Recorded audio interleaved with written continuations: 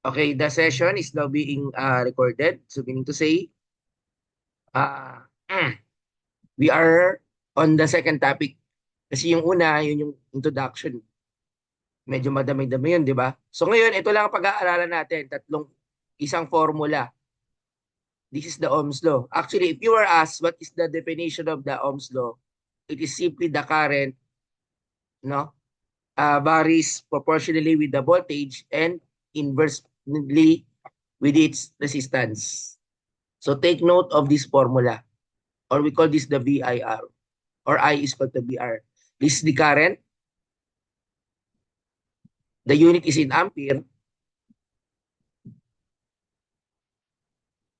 Okay, the current is in ampere.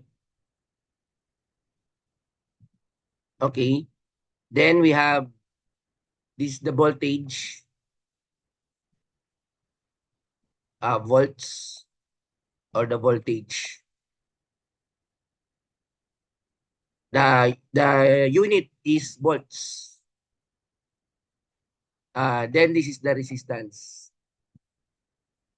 in ohms. Okay, so basically, yan yung ating pinaka-topic for today about discussing the Ohm's law. So this is in terms of ohms. Okay?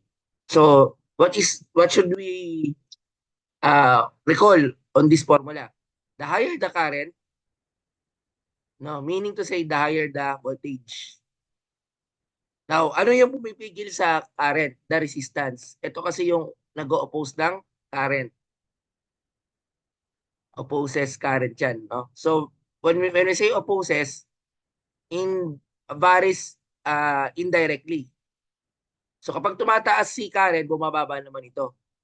So, halimbawa, gusto mo ng maraming kuryente, dapat mababa ang resistance. Pero kung gusto mo ng mataas na resistance, mababa ang current. Example of materials that have high resistances, those are, for example, yung mga non-metals such as plastics, yung mga glass, no, bottles, plastic bottles, those are examples of materials which have high resistance. Meaning to say, uh, those are materials that cannot be used as conductor because those are called insulator. Example is rubber. It is used to protect from electricity. Diba? So, meaning to say, may mga material tayo na ginagamit that can be used for protection, particularly for protection against electricity. No? So, again, hindi dapat makakalimutan ito. No? Okay. So, I hope this is very clear. So, kaugnay dyan, ito, huwag niyong kalilimutan din, lagi natin itong i-discuss, yung power, I times B. Oo, tatlo yan eh. Ano isa? I squared times R and also equivalent to B squared over R. Ayan, no? Ngayon, pwede mo itong i-relate.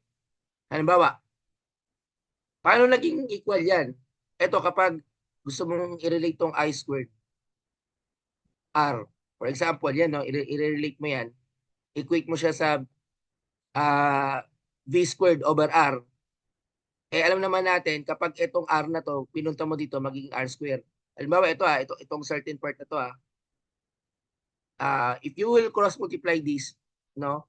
Ngayon, kapag tinake mo the square root, that is simply V is equivalent to I times R. So, tama lang yung ating formula. No? Kasi lahat yun ay na-derive. Tandaan nyo, no? Na-derive yan. No? So, meaning to say, kumbaga sa ano, uh, yan ay ano na, proven na. Yung mga law na yan na nandyan. No?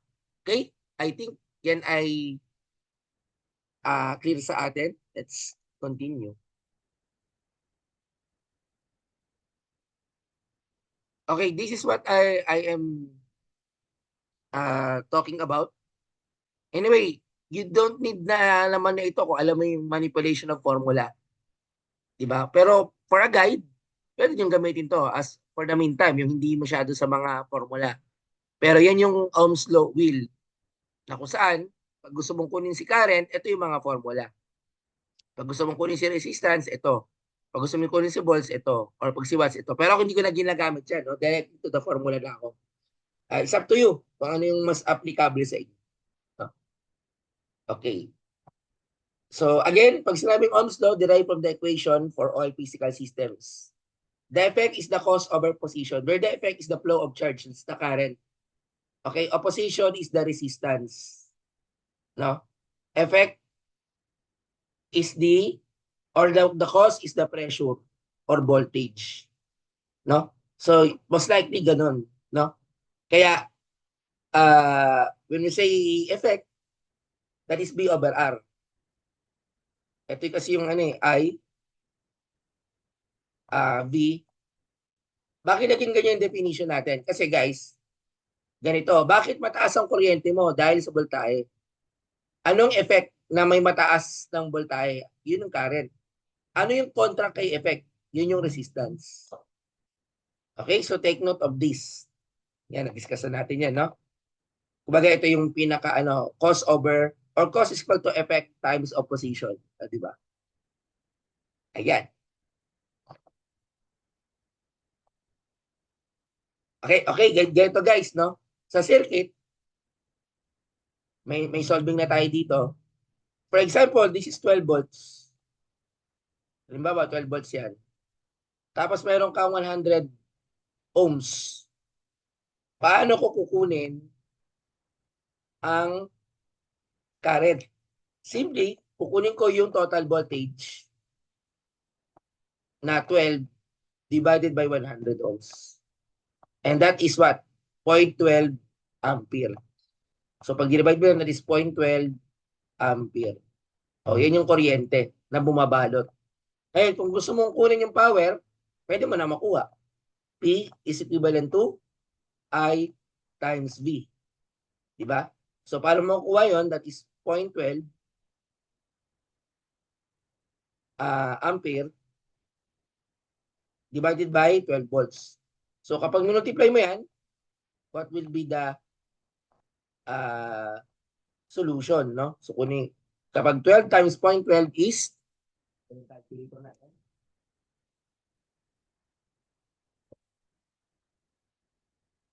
okay, so 12 times 0.12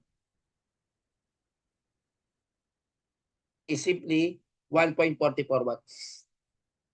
So, ito yung wattage. So, napag-aralan natin last time, di ba?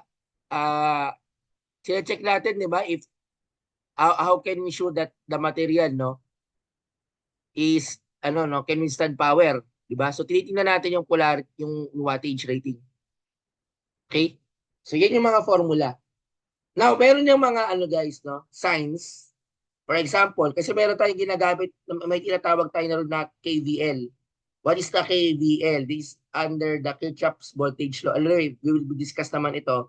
Pero at least meron na kayong idea pag sinabing Kirchhoff's voltage law. Kirchhoff. Suot ko lang Kirchhoff voltage law. Dalawa kasi law yan, may tinatawag na current. So magsimula muna tayo dito sa voltage. O KVL ang tawag dyan, or Kirchhoff voltage law, or the KVL. So what does it mean? It implies that it has a polarity doon, pero not necessarily na sinasabi natin na ang resistor may polarity kasi non-polarized component yan. Ang tinitingnan natin dyan, yung network mo, yung direction ng current, para alam mo kung saan yung flow. Itong mas mahaba is positive and is negative. For example, gusto mong kunin yung current using the KVL. By KVL means, wait lang ha. Okay. By KVL means, is equivalent to positive 12 minus, okay, syempre the I to, hindi pa natin alam, kinukuha natin current, I times R. Bakit naging minus? Kasi lumabas yung arrow. Kung saan lalabas yung arrow, yun yung magiging sign. So I minus R. Equivalent to 0. Equating to 0 ang KVL. Kaya, similar formula, makukuha mo yung I na 0.12. Di ba? So, that is an example of applying the Kirchhoff's voltage law, or we can define this by using the polarity. Anyway, hindi pa natin yan iaano kasi may separate topic tayo daan, no? Sige. So, next. Wait lang ah. Ayan. Okay, siguro, no? As you can see, ito, habang wala pang Google Classroom, pwede natin sagutan. Magbibigay ako ng mga sample problem. Wala pa kasing Google Classroom eh. Pag nagawa ko na mamaya at nahingin ko na yung mga email address nyo, makikita nyo na yung mga ipasasagutan ko. Mga ganitong klase example. For example, this one. Ano daw ang current from a 9 volt with a 2.2, di ba? So alam naman natin ang formula. That is simply 9 or V over R. O di ba? Ganoon lang naman ang mga formula dyan, no? O kapag i-define mo yan, that is simply 9 over 2.2. Eh ano ba yung 9 over 2.2? Eh kapag kinuha mo yung 9 volts divided by 2.2 ampere, so magkakaroon ka ng ano ang value ng current? So for definition, 9 divided by 2.2, that is simply 4.09. Or simply, wait lang that is 9 divided by 2.2 ampere, ay 2.2 ohms, that is 4.5 ampere. Ino ko lang to, yan. Erase lang natin itong ampere. Ohms dapat to. Yan. That is 2.2 ohms.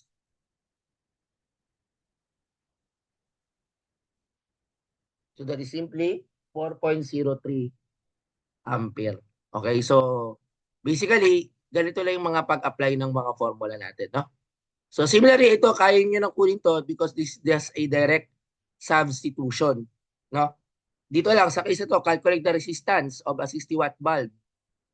O paano malalaman? So actually pwede ka maglagay ng circuit. O let's say ito ay 120 volt DC. Okay, anyway, pag sinabing DC, that's direct current. Yun yung mga voltahe sa sa baterya o sa power supply, no? Let's say meron ka ditong load. Itong load mo ay meron siyang yan yung lamp o yung bulb. O yan yung ilaw natin, no? Okay, it's the ground. Sinabi yung power nito, 60 watts. Ang tinatanong dito is the resistance. So ano daw ang resistance ito? O yung opposition nung niya doon sa circuit. So pag kinuha mo yung formula, actually makukuha mo na yung ano niya eh. Di ba? So meron kang applied voltage na meron kang current na 500 milliampere. Okay, 500 milliampere, no? So as you can see, calculate the resistance of a 60-watt bulb. If a current 500 milliampere results from an applied voltage of 120. So anong ibig sabihin yan, no?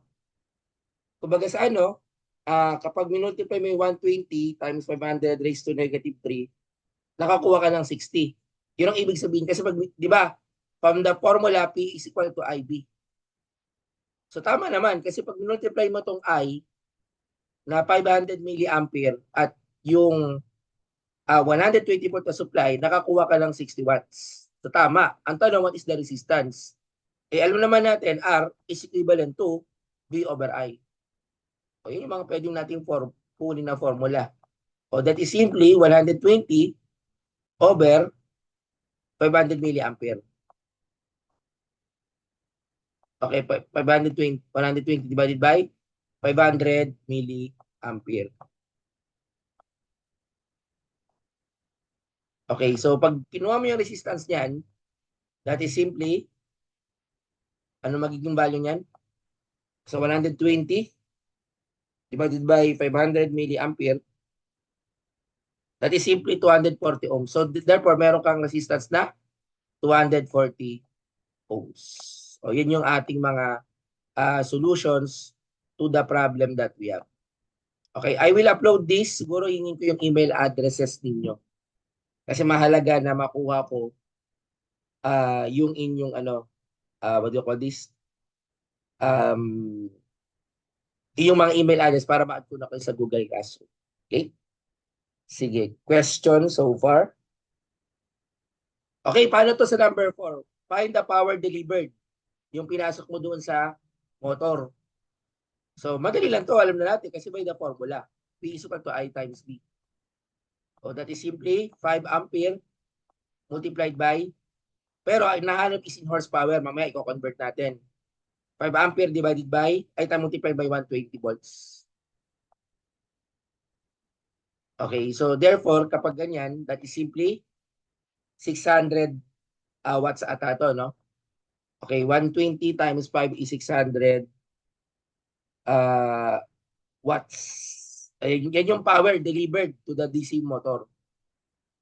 600 watts na may input voltage ka na 20. Ngayon, ang tanong, horsepower. Ilan ba ang 1 horsepower? Tandaan nyo, ang 1 horsepower is simply what? 746 watts. Take note, 746 watts ang isang horsepower. Makikita mo yan kapag medyo malalaki na yung mga power rating. For example, sa aircon, typically, ang mga unit na maririnig mo sa mga aircon ay naka-horsepower. No? So, imumultiply mo lang yan. Kasi di ba alam natin kapag nag-convert ka, kung watt siya, dapat yun ang makancel. Ito dapat yung matira, yung gusto mong ma-convert. So, meron kang 1 horsepower, then 746 watt. So, ano magiging equivalent value nito kapag kinonvert mo to horsepower? So, that is equivalent to 600, okay, divided by 746. So, meron kang 0.804 horsepower. Di ba? So, yun yung ating dapat matandaan pagdating sa computations sa power and Ohm's law. So, wag yung kalilimutan to as basic formula, no, sa electricity and electronics, no. Yan kasi foundation yan. Okay, may tanong kayo guys. Mahirap ba guys so far? Nakakasunod? Nakakasunod naman. Okay. Sige, next. Ito iba, ibibigay ko na lang sa inyo, no? Pero anyway, may mga discussion pa naman ako susunod. Ang gagawin ko lang ngayon is magkakaroon tayo ng simulation using the Tinkercad software. Pakita lang natin yung pinaka ideal of the Tinkercad software.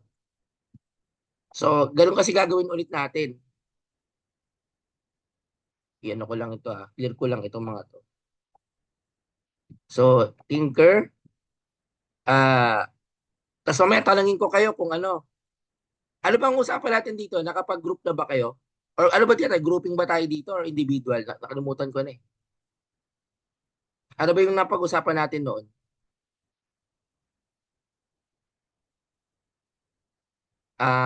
Tayo ba ay Tayo ba ay tawag dito? Ba, tayo ba ay noon? Ano bang ang usapan natin noon?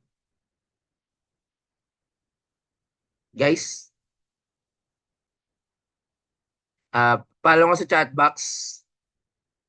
Kung makita dito. Yan. Ano nga lang nag-uusapan natin noon? Ay wala pang grouping, wala pa. No? Wait lang. Wait lang.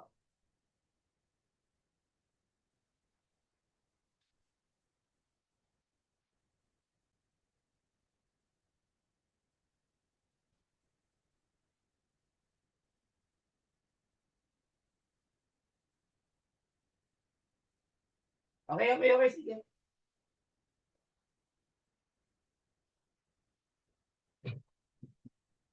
Okay, going back. Wala pa. Sige, mamaya pag-usapan natin, no? Dito tayo sa ating, sa ba tayo?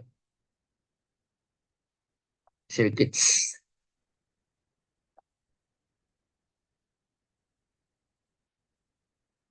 Mhm. Ayun. Aha. Ito ata yung nasimulan ko na.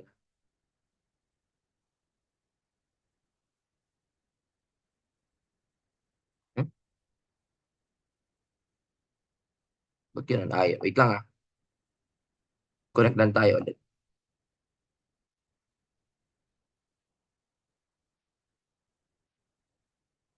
Saan yung view?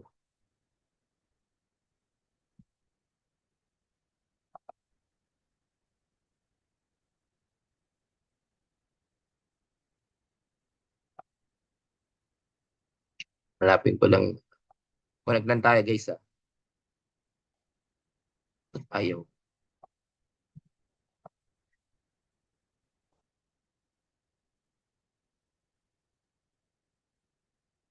I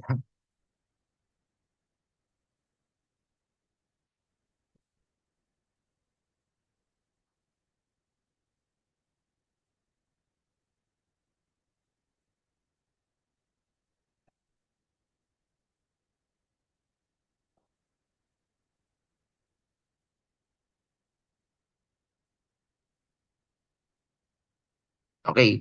So actually, ito yung unang ginawa natin before, di ba? So ngayon, we will be showing to you, no? Iyan ko muna ito. Example of a circuit. May introduce ako sa inyo, yung tinatawag na series circuit and parallel. Wala pa dun sa ano eh. Una, pag sinabi nating series, tapos ikakabit ko dito, no?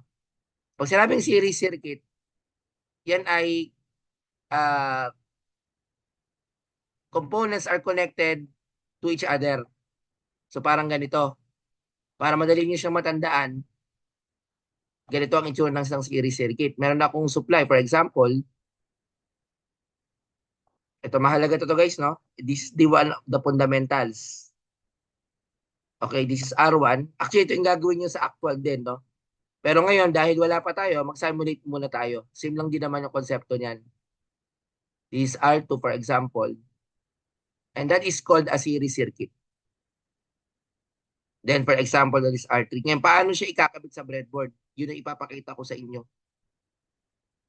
Okay, for example, this is the total voltage. Okay, so now, what does it mean? Lang nga, yan.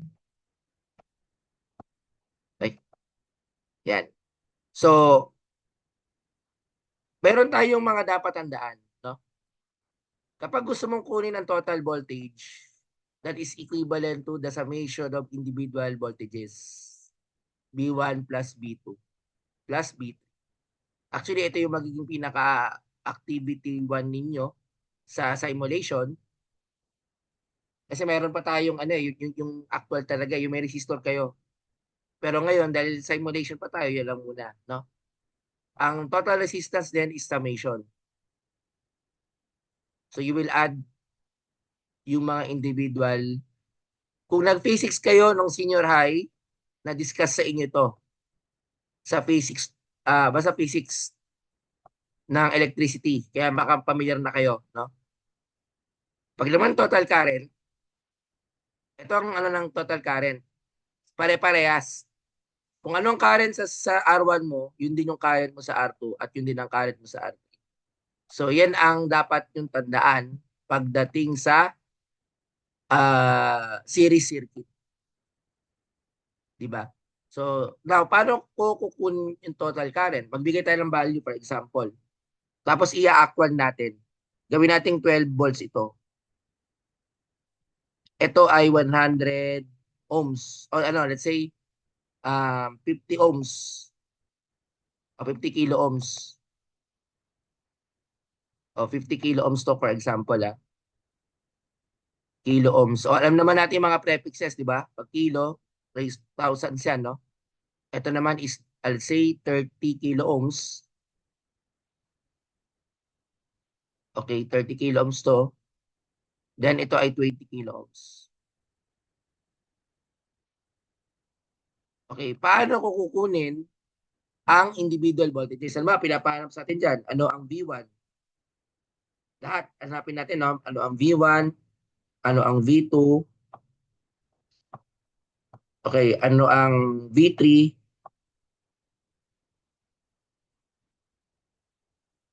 Okay, ano ang I1? Ito, sulat natin. Ito yung I1. Then ano ang I2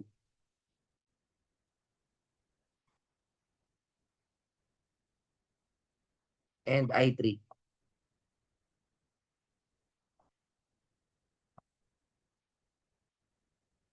Okay, ano yung mga yan? No? Ano yung mga currents na yan? No? So therefore, kapag ganyan ang mga tanungan, particularly, anong pinaka-solution natin dyan? So gagamit tayo ng mga formula na tinuno natin sa inyo. So what should we do? Una, kunin ko muna yung total resistance kasi mahalaga yan. The total resistance is the summation. So i-add ko lahat. O ano ba yung mga resistor natin? 50 kilo ohm,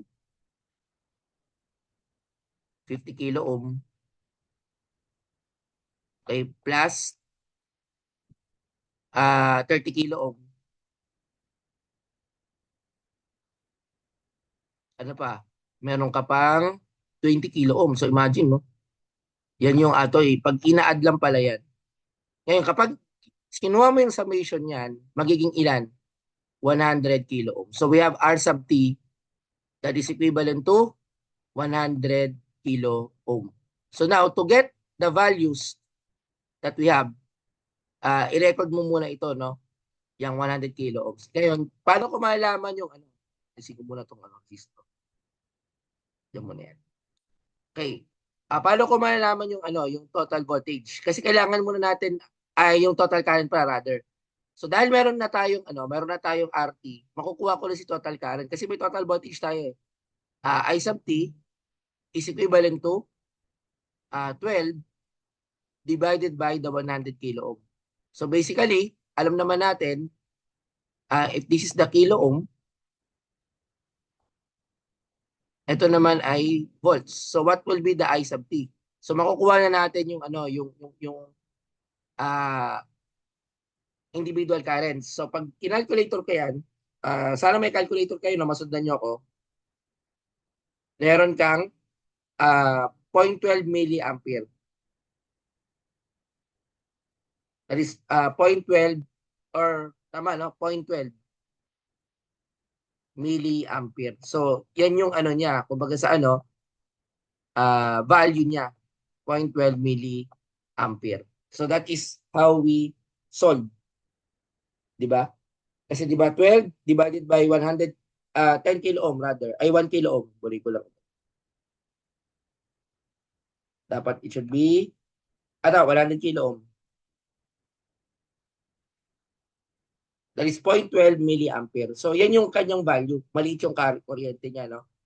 Ngayon, masasolve ko na ba yung individual current? Yes, kasi kung titandaan mo, meron tayong rule dito.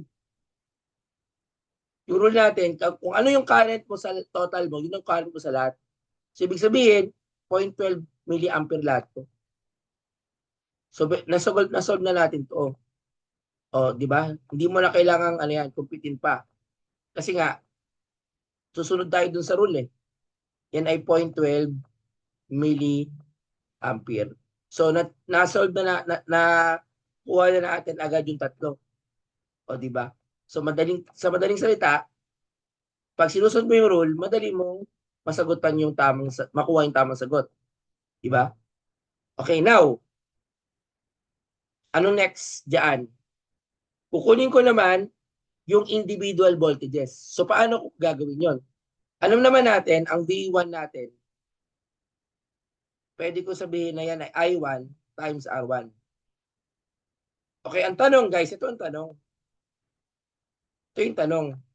Meron na ba tayong I1? Meron na, 0.12. So, imumultiply ko yung 0.12 milliampere. Take note of the unit ha. Kasi iba nagkakamali dyan, nakakalimutan yung unit. Oo, so 0.12 milliampere multiplied by the 50 kilo ohms. So, let's say 50 kilo ohms. Okay, ano sa tingin nyo magiging sagot? Okay, so the individual voltages here,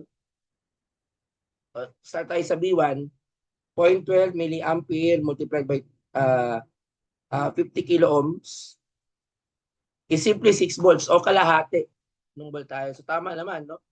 So 6 volts. How about for the V2?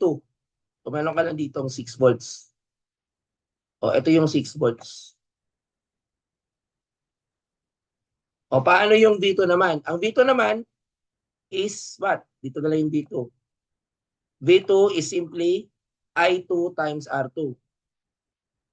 O paano ko kukunin yung I2? Meron kang, ay, yung pa rin, 0.12 milliampere. 0.12 milliampere. Multiplied by D, ano yung R2 natin? 30 kilo ohms. Tapos isi-show natin sa tawag dito sa Tinkercad. O kapag minultiply mo yan, 30 kilo ohms, 30 kilo ohms times 0.12 milliampere. Meron kang, tama ba? 30 kilo ohms times 0.12 milliampere. Meron kang 3.6 volts. 3.6 volts. So meron kang 3.6 volts. Ngayon guys, kahit hindi mo na computein yung yung 3, kasi pwede mo nang i-minus yan. Kasi nga dito sa from the theory o from the di ba? Meron ka ng total, may B1 ka na, may B2 ka na, makukumpute mo na. Or gusto mo, pwede rin, i-solve mo, pwede rin naman. Pero pwede ko lang kunin yan. Kung 12 yung total ko, minus 6, minus 3.6, meron akong 2.4 volts. Automatically, this is 2.4. Kung gagamitin ko yung summation, 2.4, ito ay 3.6. Or kung gusto mo, pwede naman, i-multiply mo. 30 kilo, itong 20 kilo ohms times 0.12, makakakuha kayo ng 2.4. No? So pwedeng yung ganun, no? So therefore, nakuha na natin yung mga individual voltages and the individual currents. Okay, may tanong kayo, mahirap ba ang series circuit? Tapos i-demo ko dito sa breadboard. Mahirap ba? Pakita sa app ko na itindihan. Okay, so ngayon, try natin i-simulate. Maganda makita niyo eh. Paano ba mag-collect ng series circuit? Okay, una, tingnan nyo muna yung supply. Pwede kayo maglagay dito ng positive. So again, recall natin guys yung isang buong ganito, di ba may nakikita kayong line dyan? Konektado lahat dyan. Para hindi kayo malita, palitan nyo ng kulay pula. Red kasi positive yun. Tapos itong negative, gawin mong black. Ngayon, para hindi na kayo mahirapan mamaya, pwede may iba ginagawa, mag-jumper na kayo. O mag-jumper kayo dito, gawin ko lang itong red ulit. Again, pag red, positive. Tapos ito is yung negative, lagay mo dito sa Yung mga nag basic electricity na before or may galing sa vocational, alam na ito. Yung mga nag 2 years muna ng electronics, marunong na nito, no? Advantage na. Okay? So yan yung makikita nyo na connection. Ngayon, paano natin gagawin? Okay. So syempre lalagyan mo to ng supply. Ito na yon, no? Yan, naka-supply na tayo. Naglagay na ako ng supply. So most likely, unahin ko to. Alam mo isa 50 kilo ohms. Pag double click mo ito, okay, so dito tayo sa, lagyan natin ng hindi yata kita. Kita mo. Eh, ito ay, lagyan natin ng 50 kilo ohms. 50K. Ayan, no? So, tingnan nyo dito guys, no? Nakakita ba dito? Wait lang Hindi siya umaano, umusog ba siya? Wait lang. Hindi siya umusog. Basta ito 50 kilo ohms to, makikita nyo. So, nakaano siya sa 50 kilo ohms. So, gagawin ko guys, kukonek ako dito. Jumperan ko, let's say, dito. Ayan, nilagay ko dito for example Gawin natin green yung connection. Pero kayo naman bahala kung ano. So, ayan, meron ako dito. Kasi nga, ito ay 50 kilo ohm. So pag double click ko ito, 50 kilo ohm yan, no? Ngayon, kokonekta ako with the 30 kilo ohm. So pwede ko nang, dahil ito ay ano, lagyan natin ang gawin natin 30 to. Okay. Kailangan, isip ko lang itong ano. Pwede pa atang i-close. Kailangan.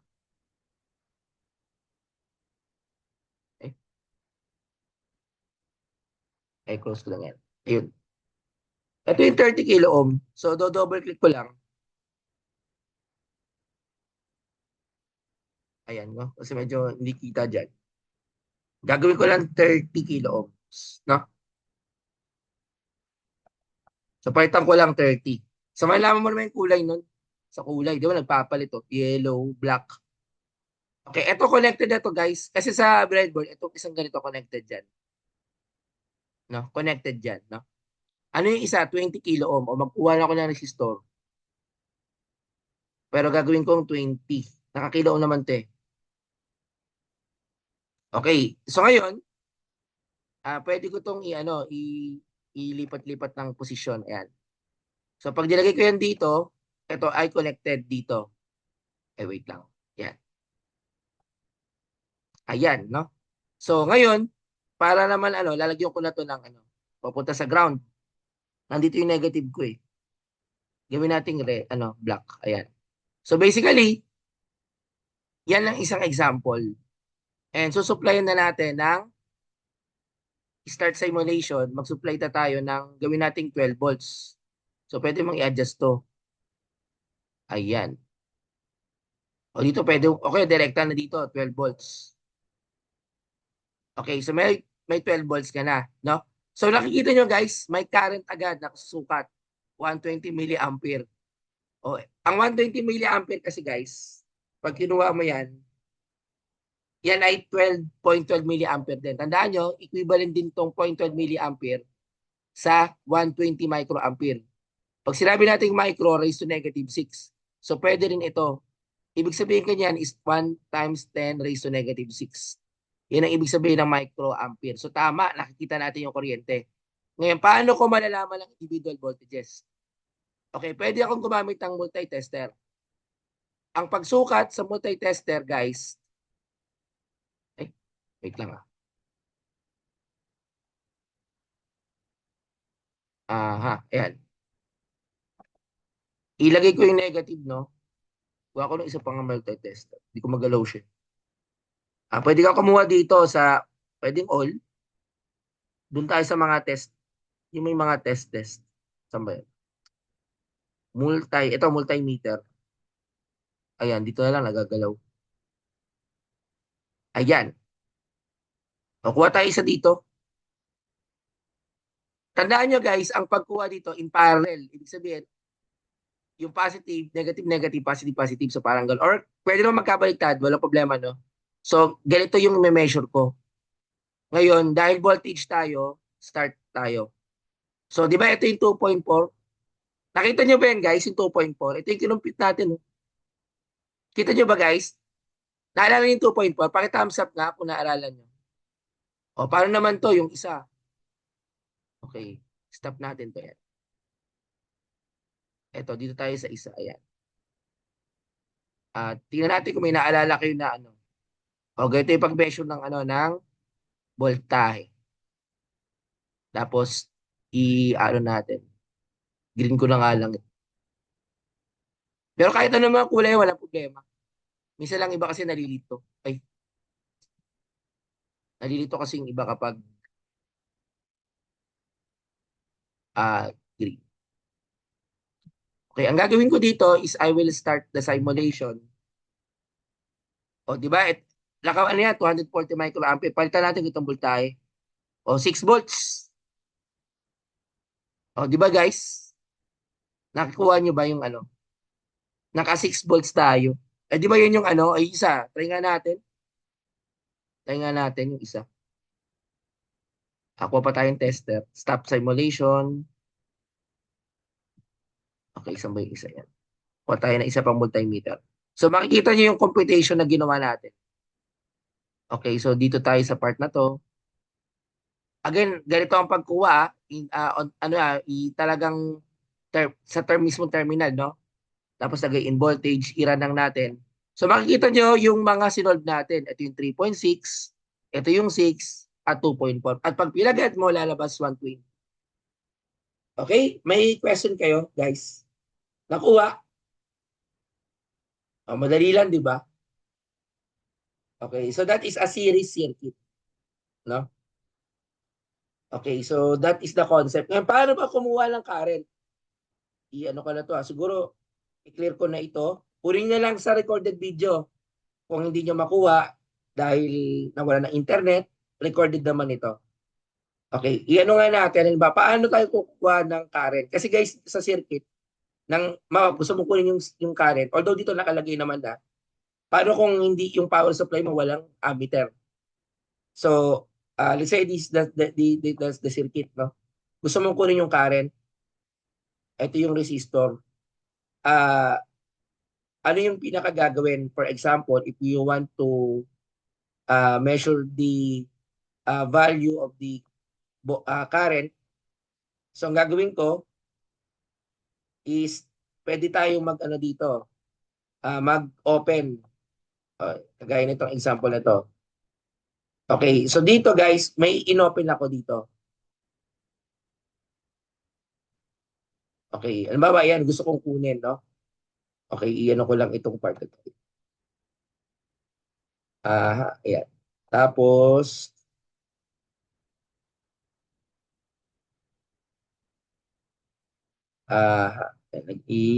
ano ko lang ito yan. Okay, kagay na lang muna. Meron akong ammeter. So, paano ko kukunin? Bubuksan mo yung circuit. Tapos, ilalagay mo dito yung isa. Kumbaga, makikiconnect siya. Para yung kuryente kasi, ang flow of electron kasi, unidirectional.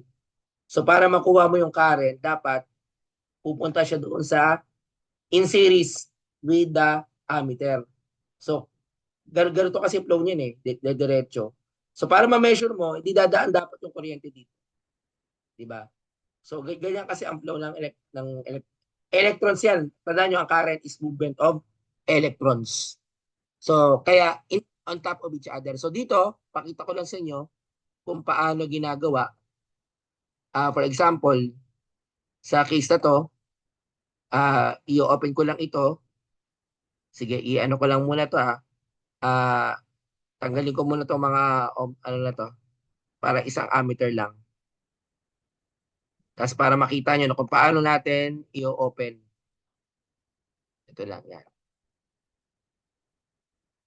So ito na lang muna yung susukat natin. Ayan. So ngayon, susuplayan natin syempre. Lagyan natin negative,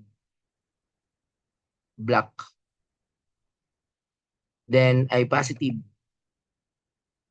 na right. Okay, so basically yan yung ano. So makikita nyo yung flow, di ba? Now, as you already noticed, paano ko i-open? So pwede akong maglagay dito. O gusto nyo i-flap nyo ito, no? Para hindi kayo malito sa sign, sa ano. Pwede nyo galaw-galawin dyan. Ayan. So yung positive, ilalagay ko yung positive dito. Ayan. Okay, so dito, ilalagay ko dito. Ayan. So nilagay ko dyan. Ngayon, pag lagay ko dyan doon sa positive, kasi di mapapansin nyo, yung negative naman, ilalagay ko dito. Kumbaga sa ano, yung isa doon sa ano ng resistor. So imbis na i-supply yung kato agad, tatanggalin ko ito. Kasi nga, ang gagawin ko, ang susupply sa kanya, itong ammeter. Sana nagigets nyo, no? So pwede akong gumanyan. Iba-block ko ito. Okay, so nakaganito, kung mapapansin nyo, nakakonected yung supply ko sa amit isa, tapos yung isang dulo, yun ang magpupunta dito sa isang circuit. Okay? So pag ito ay niran natin, alagyan natin sa ampere, no? So makikita mo yung 120 milliampere. Okay, nakakuha ba guys? How do we measure current in a series circuit or in a circuit? Pag tinanong kayo sa board exam, it must be in series, no, with the components. O lumalabas yan sa mga ECT board exams. O paano ka mag-measure ng current. So, ganyan yung pag-measure. Di ba makikita nyo? Okay? So, any question dyan? Okay, yung pangalawa naman na di-discuss ko is yung parallel circuit. Okay, parallel circuit. Sige, so siguro gawa ako lang sa paint kasi medyo madami-dami rin yan. Okay, ito yung sa paint. Iyan ko lang ito. Clear.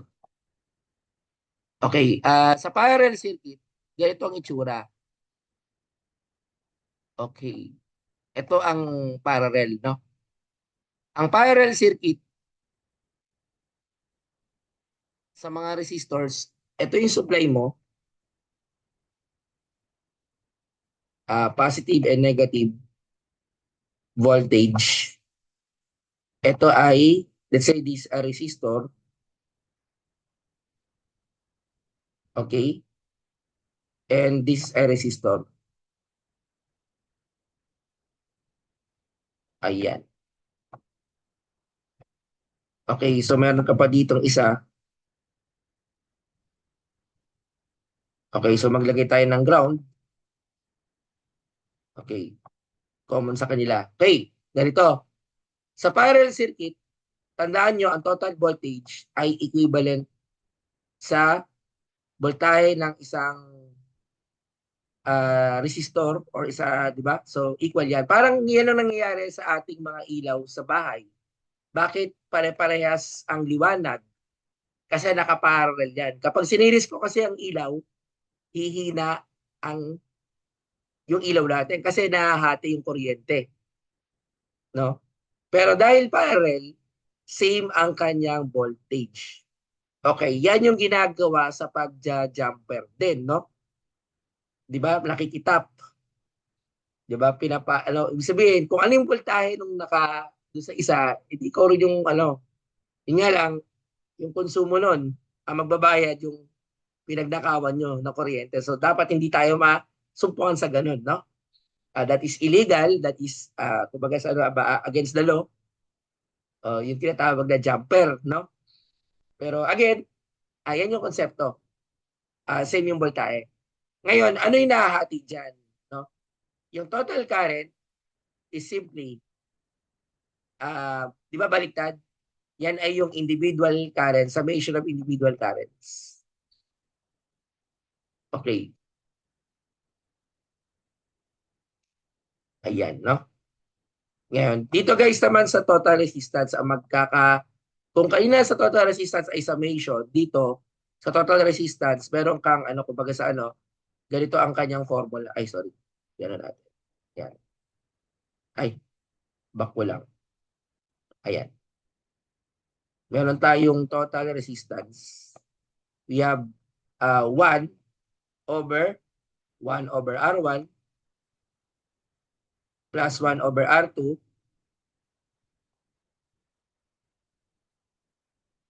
then plus 1 over R2. Okay, so yun yung formula natin. Oh, di ba? Meron pang isa kapag dalawa, R sub T is equivalent to R1 times R2 R1 plus R2. Okay, meron din ganyang formula, no? Kapag mga dalawang resistances, o pwede niyo gamitin yan, no? Okay. So yun yung mga formula pagdating sa sa parallel. So magbigay tayo ng example. Halimbawa, this is 100 volts. Okay, 100 volts. Ito naman ay, let's say, this is 1 kilo ohm. Okay, ito ay 1 kilo ohm. Di ba? Or, 100 ohms na lang. 100 ohms na lang yan. 100 ohms Ito ay 200 ohms.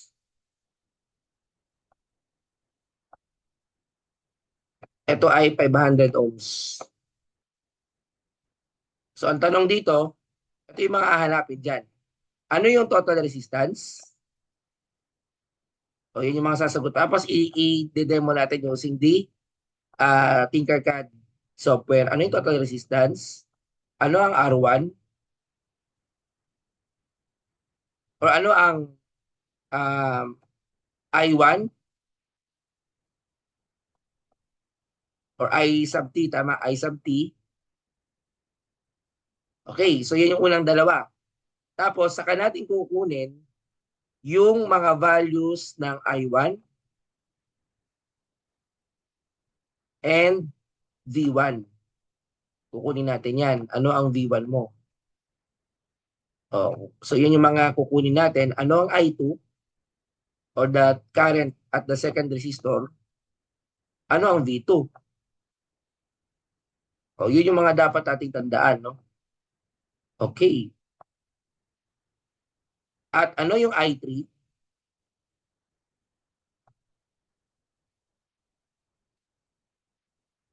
At ano ang V3? Okay, so paano kaya yan, no? Okay, so ganyan ang gagawin natin. I think pwede ko nang i-apply yung pinaka-formula natin of the total resistance. So apply ko na yun dito. 1 over, tingin ko ipakita ko sa inyo, may calculator ako dito sa ano eh. So naka-install eh. 1 over R1. Ano ba yung R1 natin? 100. Okay, plus 1 over 200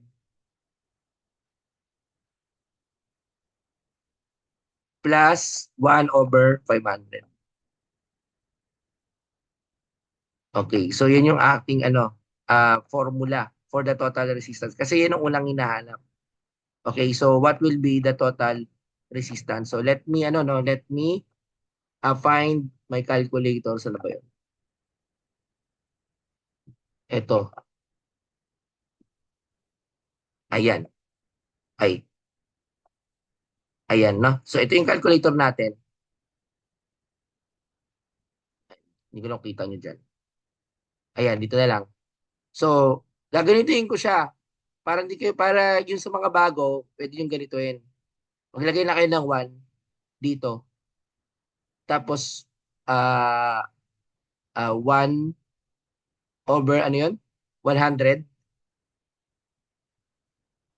Okay, plus 1 over 200. Then plus 1 over 500. Okay. So meron kang total resistance of 58.82 ohms. 58.82 ohms. So sulat na natin 58.82 ohms. So yun yung total resistance mo. So meron ka ng total resistance 82 ohms. O pwede mo lang ilagay dito yan.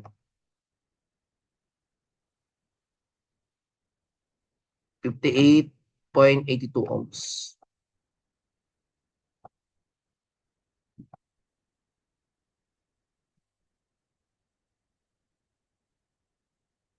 Okay, so that is the total resistance. 58.82 ohms. Now, what is the total current? Meron ka ng voltahe, ohms law. Hindi kukunin natin, kumpitin natin, 100 divided by 100 volts divided by 58.82. So, ano magiging value? Solve na natin dito. 58.82 ohms. Tapos makukuha na natin yung mga individual voltages o individual currents. So, tandaan nyo, no? Yun na lang, yan. So, kapag ganyan, that is simply 100 divided by 58.82.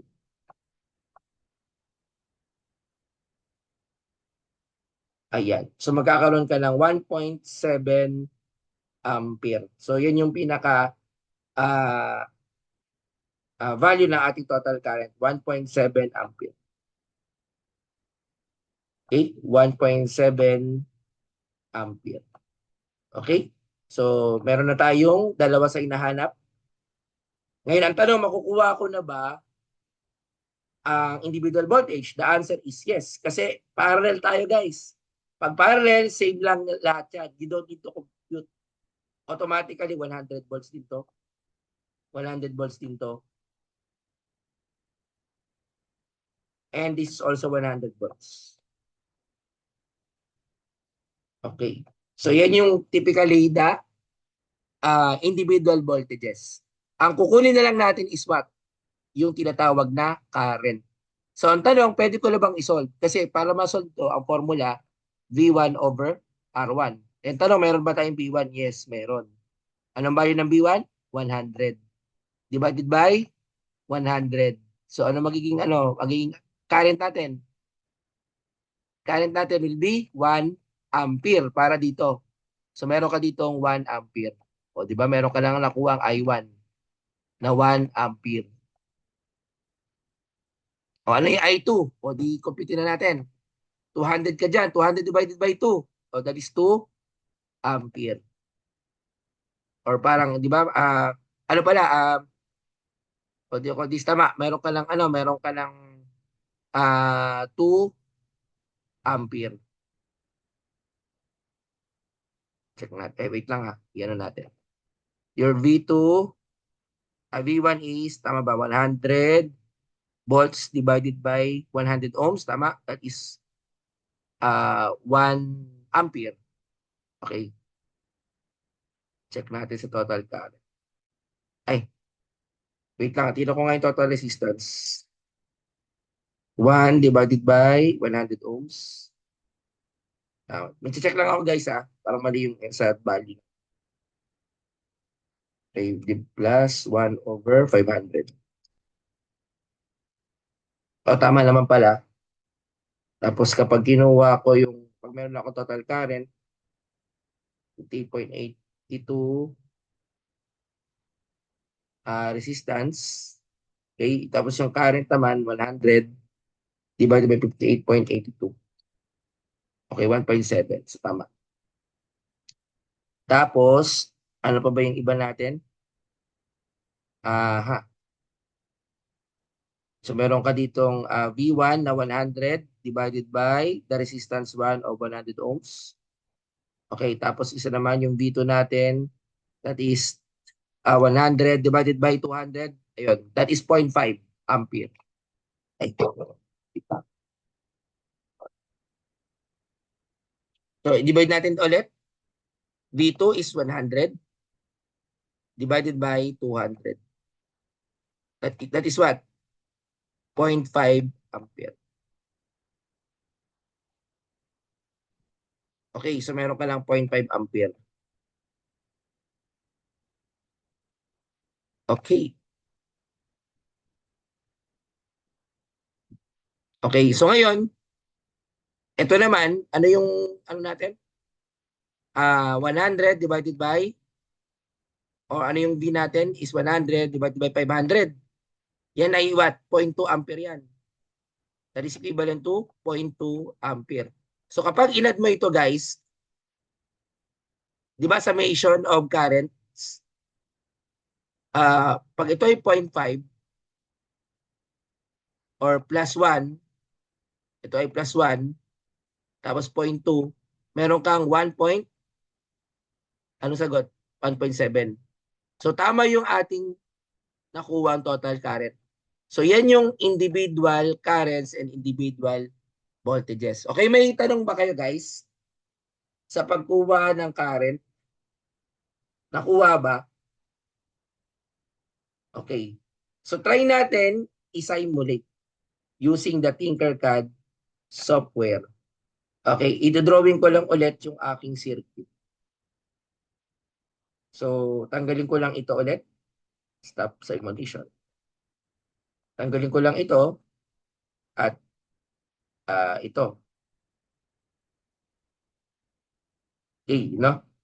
So, i-drawing ko lang yung circuit para may guide tayo.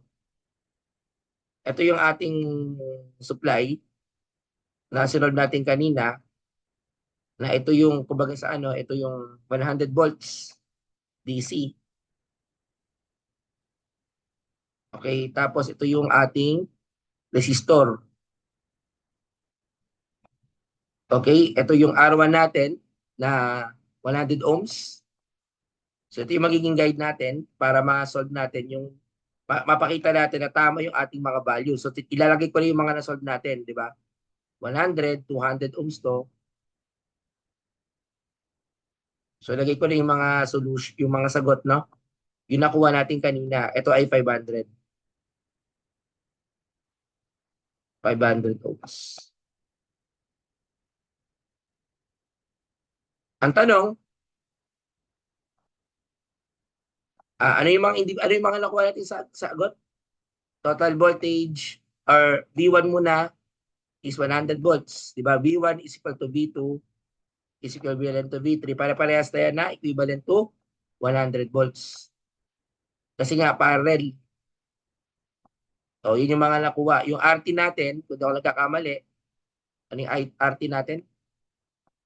58 point, ano yun? 82, tama ba? Check ko nga ulit kanina. 100 divided by 58.82 yun eh. Okay, 58.82 ohms. Yun nakuha natin kanina. So, yun yung mga values natin, no? 58.82 ohms. Okay, RT.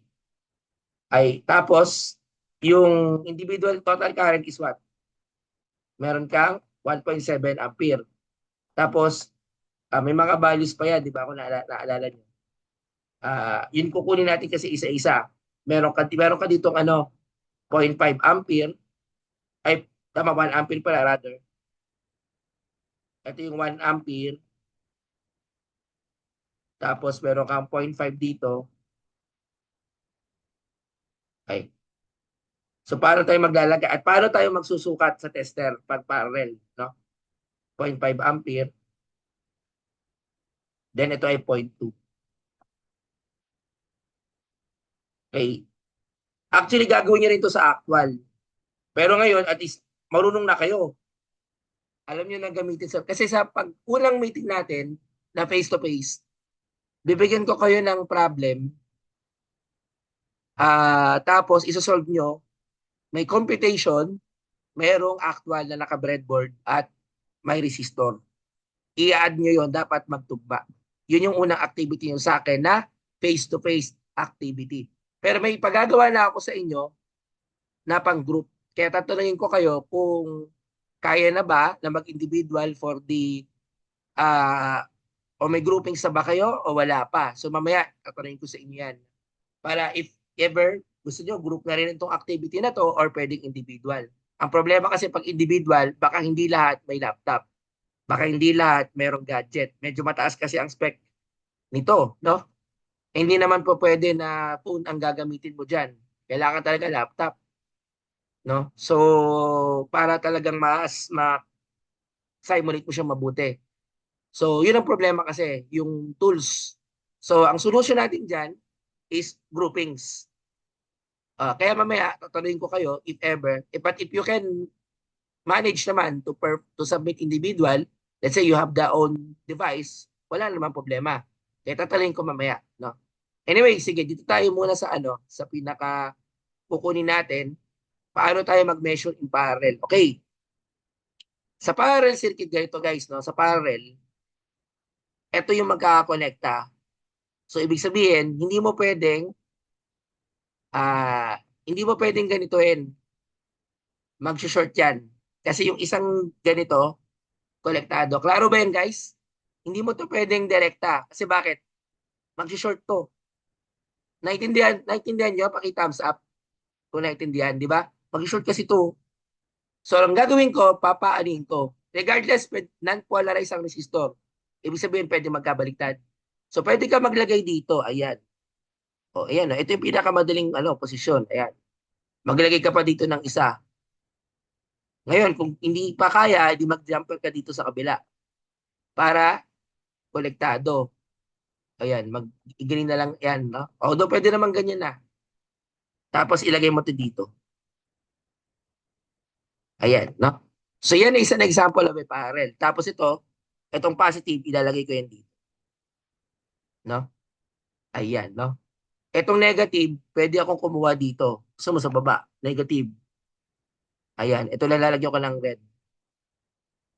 Okay, so that is an example of a circuit. Pero pwede mo rin lagyan to kung gusto nyo. Walang problema. Ito, pwede rin para sure. Ay, negative pala to, sorry.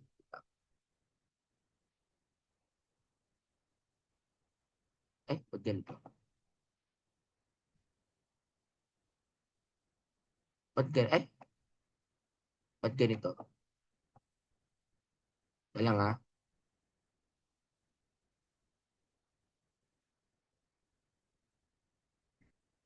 Hmm? Ba't? Ay, nagang ako. Wait lang ah. Nagang yung aking yan. Eh.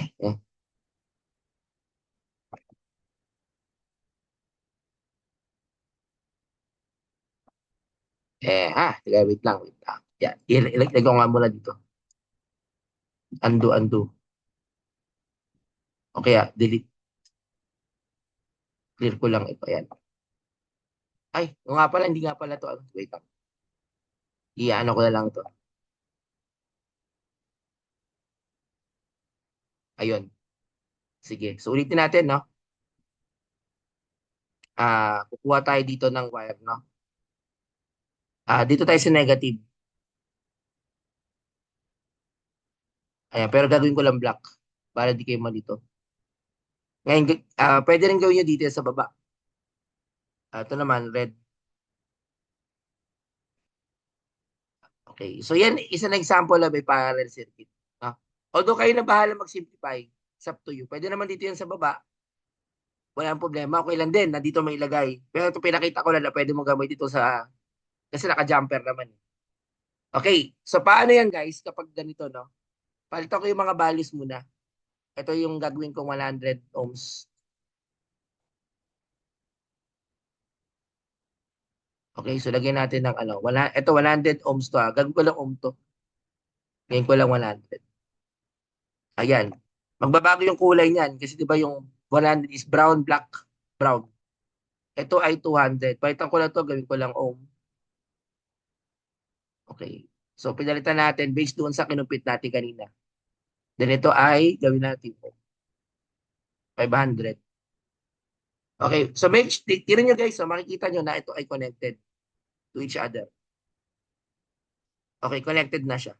No? So what does it mean?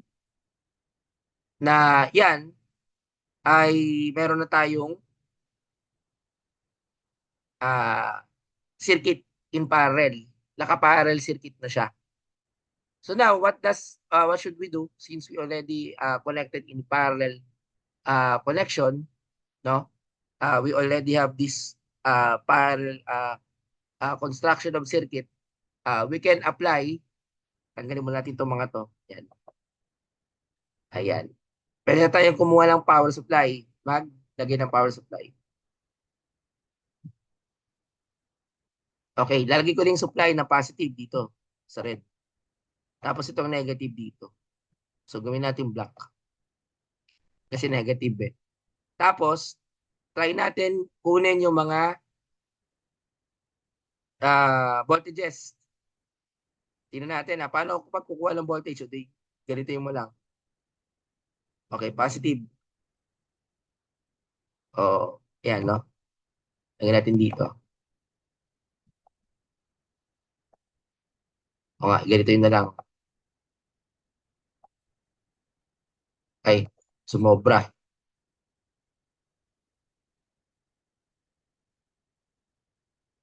Okay, tapos,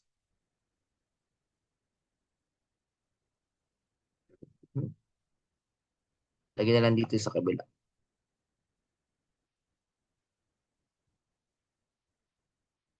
Ayan. Tapos gawin natin black. Okay, so try natin i-simulate. Voltage tayo. Okay, so the voltage here is 12 volts. So tama, 12 volts. So tama yung ating nakuha. Eh kung gusto kong kunin yung total resistance natin o yung pinaka ah yung total resistance natin, I think nandito yung sa dulo eh. Pwede nating i-kunin dito. Tingnan natin na kung stop simulation. Kuha tayo ng isa pang multimeter. Okay, tapos i-ano natin, galaw-galawin natin to. So, try natin na connect yan. Ayan. Try natin in resistance.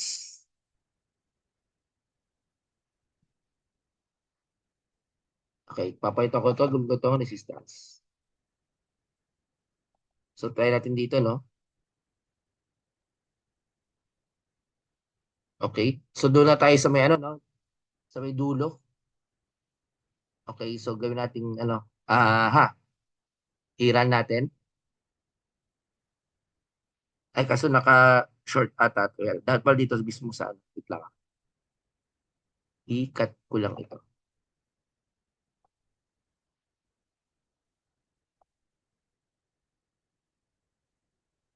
Kaya nag-short eh.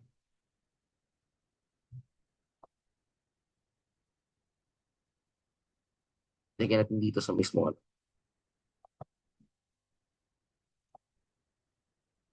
Nag-error siya. Wait lang.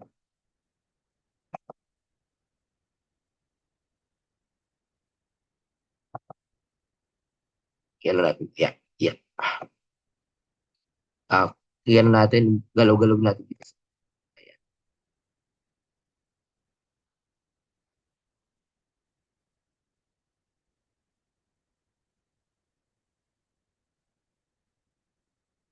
Kaya natin dito, no? Ayun. So, hindi niya nasusukat dito. Teka lang, bakit kaya? Yan ako nga. Ay, kasi tama, naka-ano. Dapat pala dito na lang sa may gitna. Siguro dito na lang, somewhere. Try ko dito sa may ano.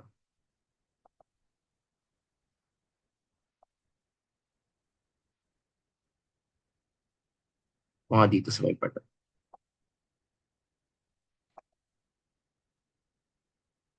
Oh. So, malamang ano to, yung total resistance. Sige, kunin ko muna yung isa mamaya. Kunin ko muna yung individual voltages. Bubuksan ko yung yung pinaka-voltahe, no? Sige, try natin yung yung individual voltages o yung tinatawag natin yan naman, wait lang. Naghahang yung aking system. Ayun.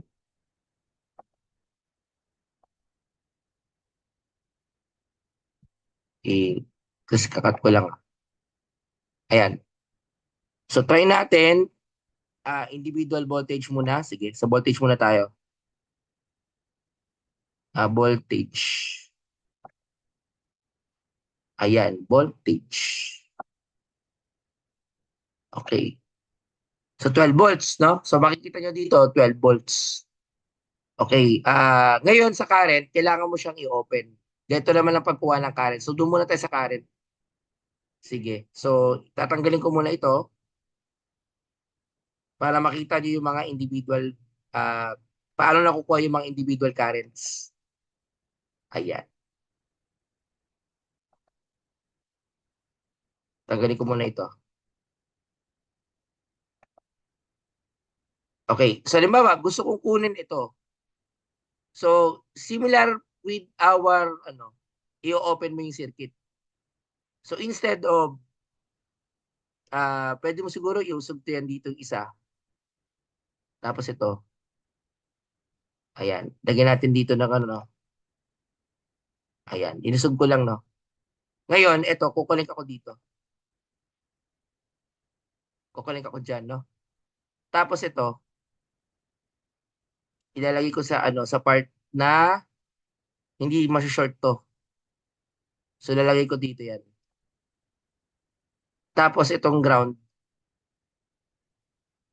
kukonekta na lang ako dito. sa ground. Ayan, no? Tapos yung iba naman, dapat konektado pa rin dun sa ano. Aha. Ito naman, i-connect pa rin natin dito sa durian. Para hindi siya ano, ito sa itong negative. Okay, dito tayo sa negative yan. So, ayan guys, no? So, kinonekta ko lang yung part na yan. Okay? Ngayon, tingnan natin. Kasi, ang ano niyan, ang discarte kasi niyan, ganito. Pag dinilit ko ito, kapag gusto kong kunin to, ang gagawin ko, yan, di ba may resistor tayo dito?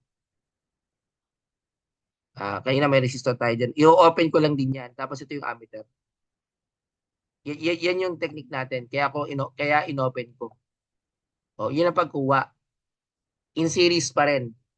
No? So, pag in-start simulation natin, in terms of the ampere, palitan natin in ampere. Okay, so tingnan natin. Yeah, wait lang. Ayun, teka lang. Walang supply. Wait lang ha. Hindi ko na i-stop ko lang. Ito ay dapat may supply. Dito tayo sa may ano. Yung i-short ko lang ito dito. Ayan. Tapos ito dito. So dapat ito ay may supply dun sa kabila. Okay? Tapos ito dito. Okay, so itong parallel, itong resistor, konektado dito. Tapos yung isa, i-connect ko dun sa isang resistor na 200 ohms. Konektado pa rin sa ground. No? Tapos itong 500, dapat ay i-connect ako dito, no? Sa part na to. Okay? So let's try. Start simulation. Okay, so wala pa rin siya nakukuha ang value. Kita ka. I-ano ko nga, ayusin ko nga yung circuit.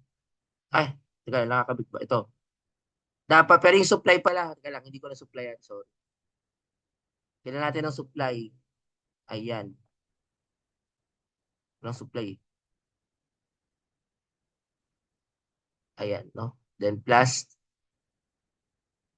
Ayan. So, ito yung kanina. Di ba?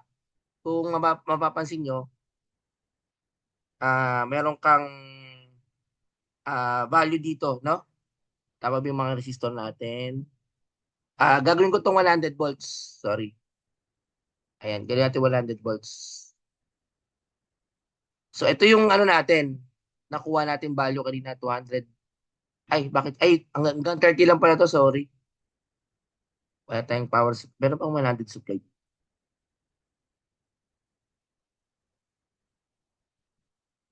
Yung ano yung mas mataas. Hanap lang ako. Kasi yung nakuha kong supply is 30 lang ang maximum nito. Kaya nito. Wait lang. Kung 30 yun, hanap tayo na may supply. Power supply. Sa power.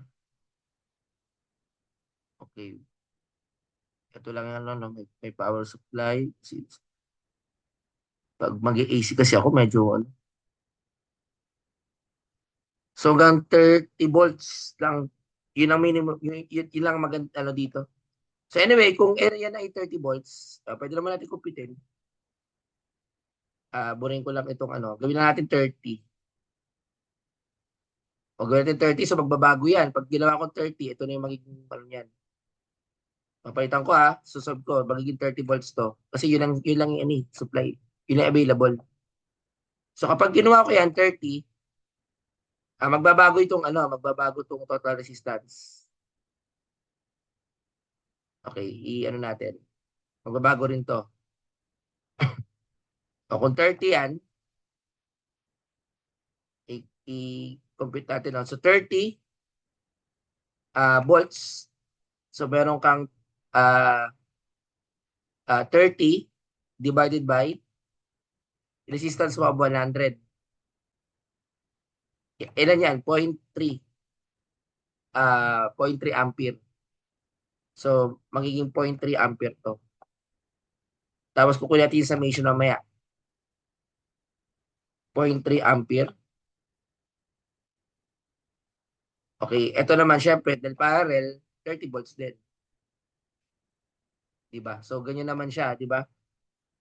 So, yun. Yung isa naman, ito ay 200 ohms, 30 volts lang ang kaya natin. That is 200. We have 0.15 ampere. That is 0.15 ampere.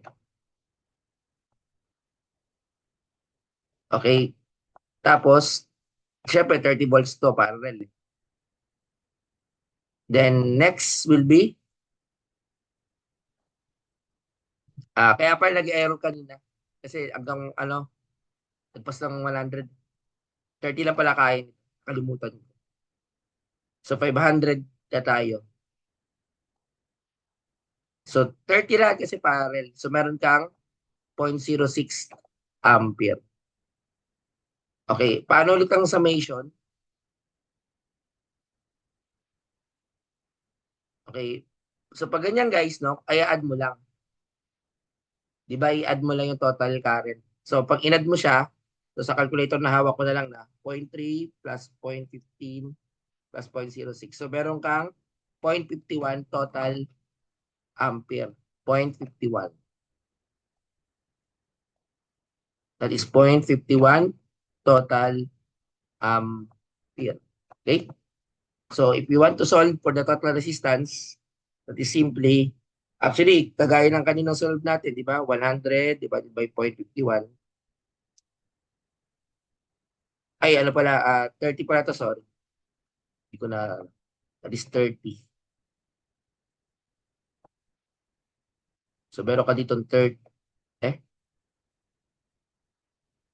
30 volts. So, to solve that, divided by 0.51, 58.82 ohms pa rin to, no? 58.82 ohms. So, siyempre naman kasi ang formula for the total resistance is again, paano yung total resistance? R sub T, 1 over R1, 1 over R1. O, pwede yung computin nyo na sa mga end ninyo. 1 over 200, then plus 1 over 500. Okay, yan yung pinaka total resistance. So magkakaroon ka ng equivalent value na uh, almost approximately equal to 59 ohms or 58.82 ampere or ohms pala, sorry. Ito ko nga, but ampere yan. That is ohms. Okay? So yun yung ano natin, no? Pinaka solution. So titingnan natin using the uh, individual current, no? So most likely, check nga natin. So kung 30 volts, o tama yung total current guys, 0.51, 510 milliampere. Diba? So basically ganun, no? Yung ating pinaka ano. Okay? So try natin i-construct. Kaya lang, stop ko lang ito. Ulitin ko ulit yung connection. Para hindi kayo malito, sige, ganito gagawin ko. Tanggalin ko muna itong mga to. Kasi baka malito kayo sa mga wire-wire. Ganituin ko na lang muna. Mas madali. Okay. Padaliin natin yung connection. Okay. That is, ayan lang. Tanggalin muna natin itong mga to. Okay. Tanggalin yan. Tanggalin mo natin. Okay. So, halimbawa, ito, ganito yung natin. Okay. So, positive ganyan, di ba? Tapos, lalagyan ko to lang positive. So, supplyan ko. O, ito yung 100 ohms kasi. Ngayon, gusto kong ano, i-measure yung yung kuryente. So ilalagay ko in series. So pwede ako maglagay dito. Ano ko lang, short eh. I, gaganituin ko. Ayan. Ayan. So pwede ako kumonekta dito. Yan, no? Tapos, dun sa negative, dun sa isang resistor, baba ito. Ayan. Kukonekta ako dito. Kasi kukonekta ko dun sa part ng ammeter. Okay, no? So nakaganyan, no? Okay, lagyan natin dito.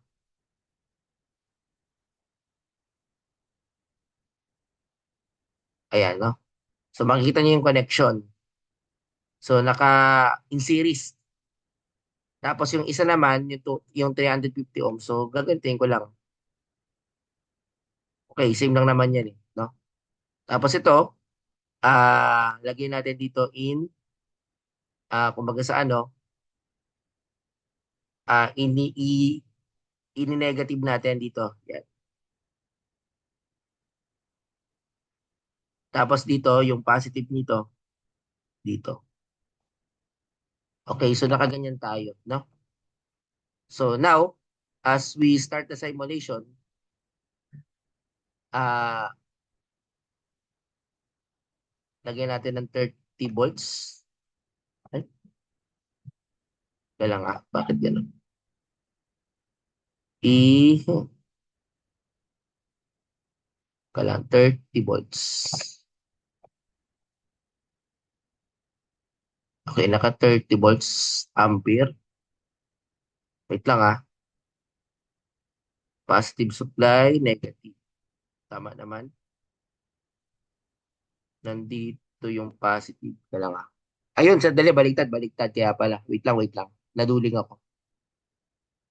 Ito yung positive natin. Kasi nakapulat eh. Dapat ito yung black. Ito yung ano. Dapat ito yung positive. Ayan. So ito yung red natin. Ito yung black. Tapos iba-black ko ito. Ayan. So let's try the simulation. Ayan, guys, no? So makikita mo yung mga individual solution natin, no? Okay. So ngayon, as you can see, uh, yung nandito sa part na to, ang mini-measure nito, ito, yung part na to. So ibig sabihin, uh, if we are measuring the individual voltages, 30 divided by 200, for example. Okay, so ayun, no? Let's try to okay. Ito obviously 5.51 ampere. Pero dun sa individual current, ito ay 30 volts divided by 100 ohms. So usually dapat ito ay nasa 30 divided by 100.3. Tingnan natin yung ating connection. Malamang dito natin ilagay sa kabila. Kaya lang ipupwesto ko lang yung ating connection. No? Ayan. Pahito lang natin to. Dito natin ilagay yan sa part na ito. Ayan, dito dapat. Aha. So kung kukunin ko ito yung aking circuit. Okay, so dapat nandito sa gitna.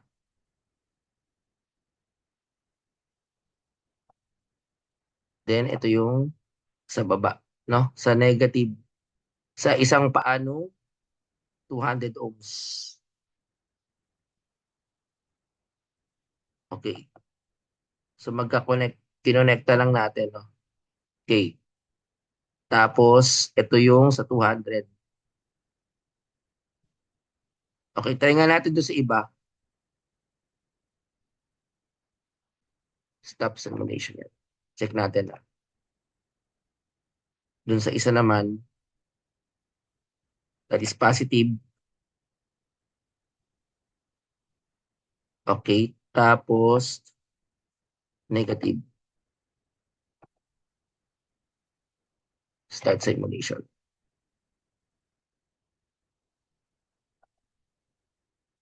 Okay, ay, naka-short pala to. So, kailangan ko lang i-tanggalin.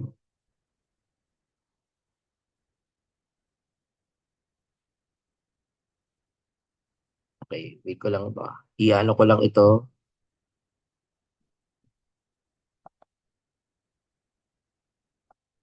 I-direct ko lang.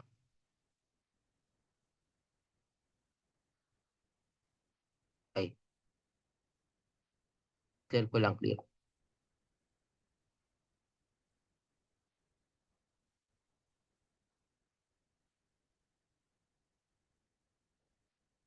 I-back ko lang natin, no? Back, back, back.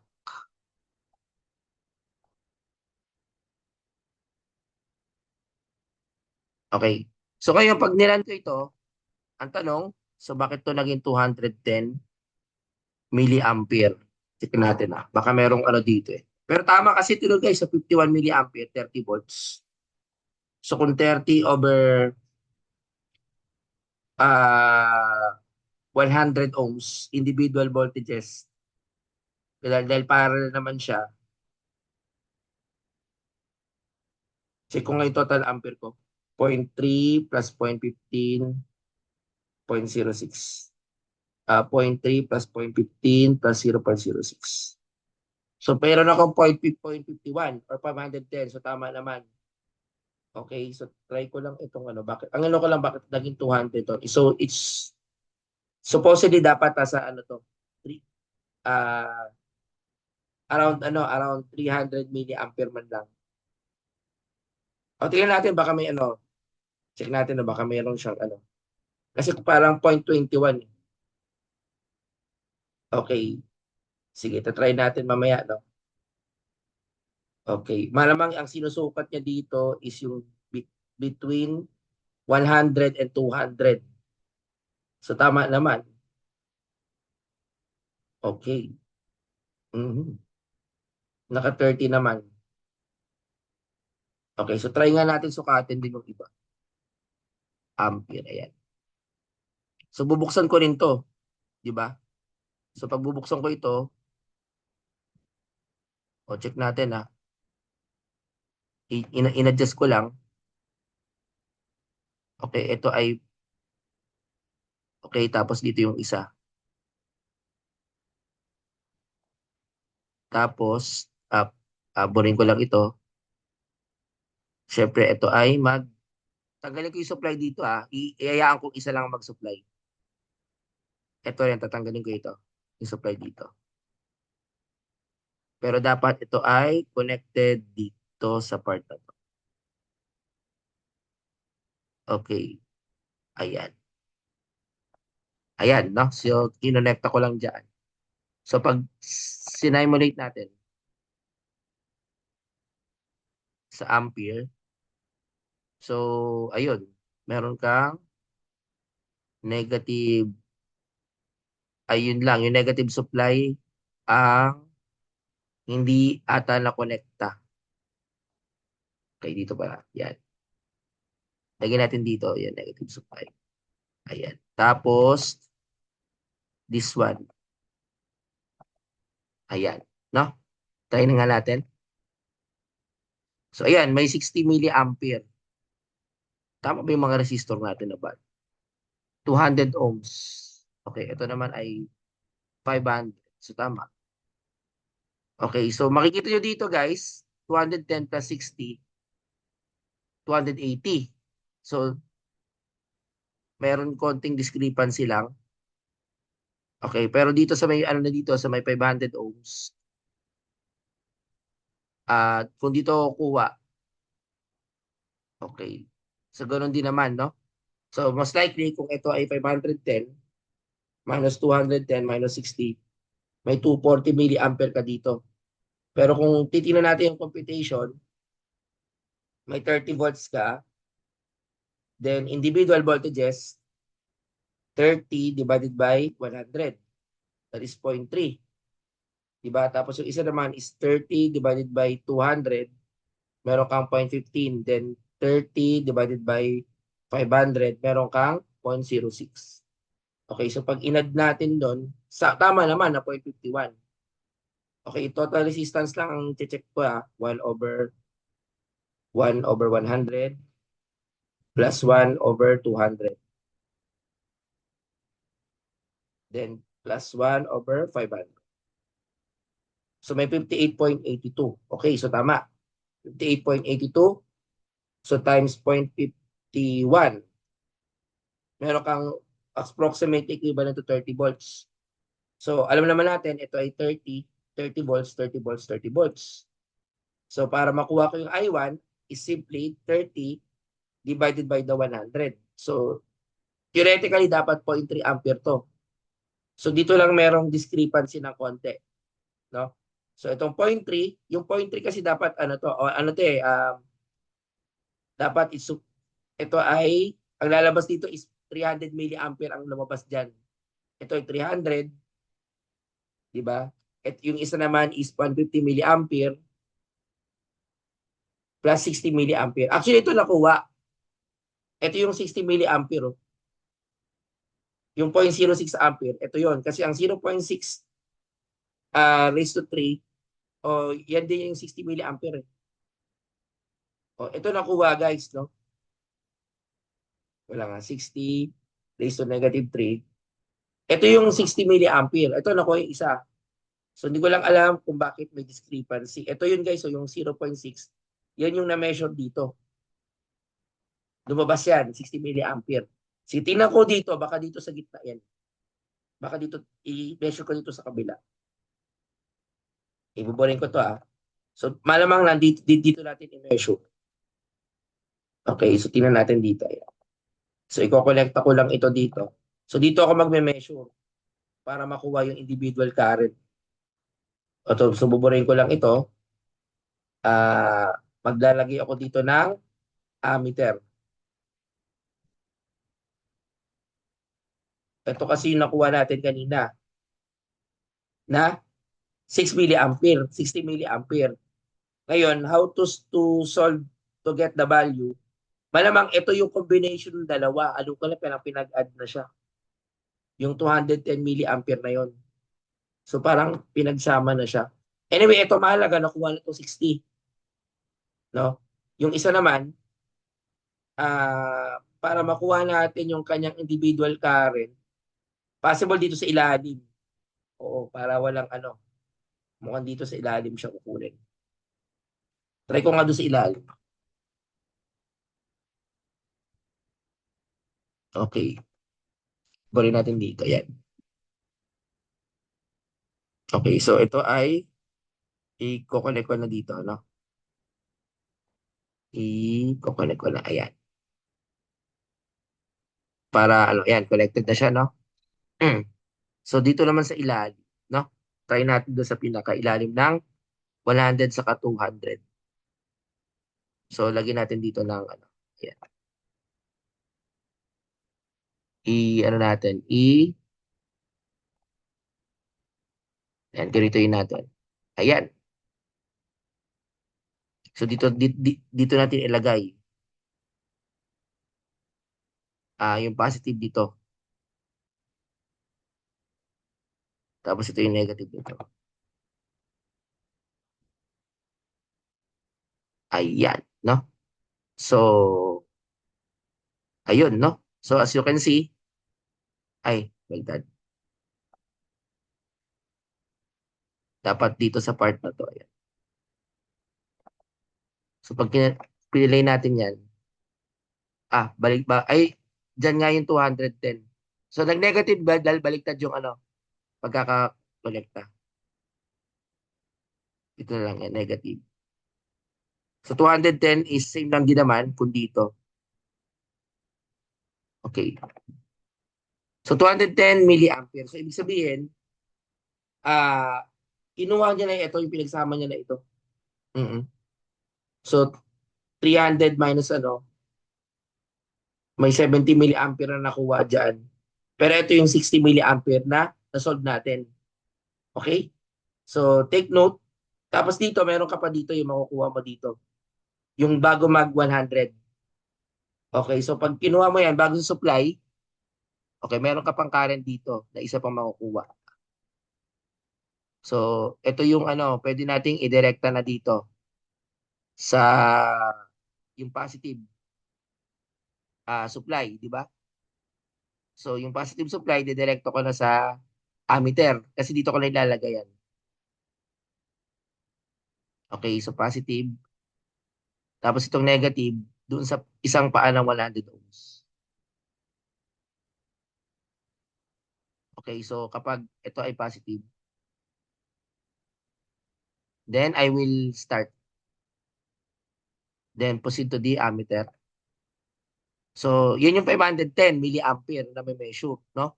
Total current, ito yung total current, no? So, kapag kinuha mo naman yung isa, ito yung dulo. Okay? Ngayon, dito sa gitna, medyo nagkaroon lang ng discrepancy, pero I think this must be 30 ampere or this should be 300 milliampere at yung isa naman should be 150. So, yun dapat yung nakukuha, no? Anyway, nakuha naman tong 60, ibig sabihin tama yung ating configuration. So I think meron lang akong, hindi ko lang alam kung may konting ano lang dito, no?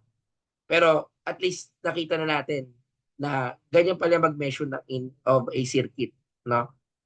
In parallel. So tama naman ito in 510. Okay, ito naman ay yung isa, 60.6 milliampere at 500 ohms. Okay? May tanong kayo guys? Kasi ano naman to, simulation to, hindi naman talaga totally 100% na nakukuha ito. Yun lang ano ng mga simulation. Hindi siya 100%. Pero at least nakikita natin, may konting, ito nagtugba na itong 60 sa 510. So ibig sabihin, tama yung ano natin. Medyo lang dapat ang sukat ito is around 300.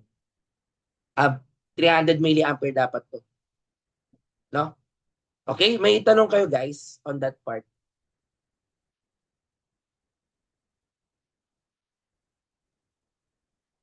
Wala kayong tanong?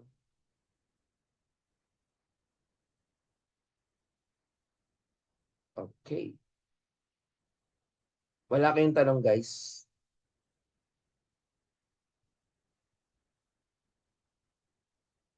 Ay, alam ko na kung bakit guys sa 210.